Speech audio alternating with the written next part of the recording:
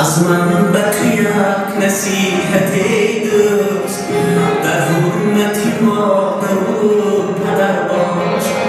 خواهی که خدا راضی باشد، در عزت مادر و پدر باش. از بحری همه جهان گذر کن، شکرانه مادر و پدر کن. از بحری همه جهان گذر کن، شکرانه مادر و پدر کن. شب و دعایشان سحر کن، در خدمت مادر و پدر باش. شب و دعایشان سحر کن، در خدمت مادر و پدر باش.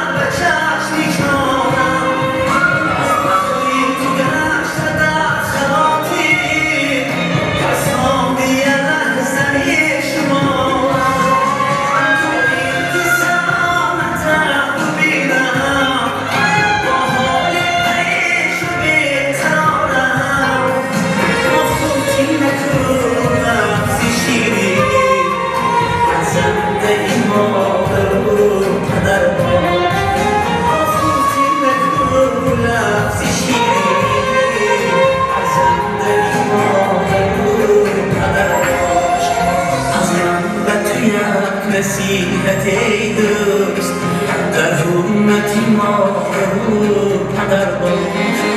خواهی که خدا راضی باشد، در عزت مادر و پدر باش.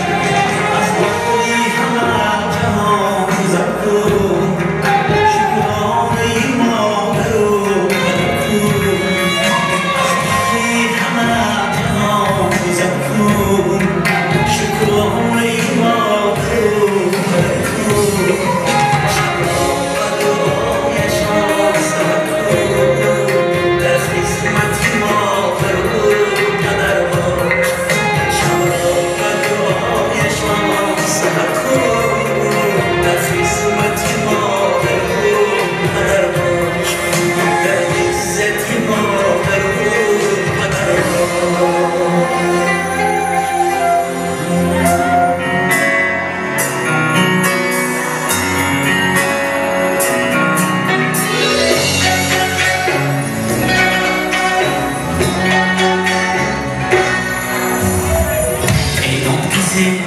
مهمان مایی در راه ما بر تو کشادم، اینان کسی مهمان ما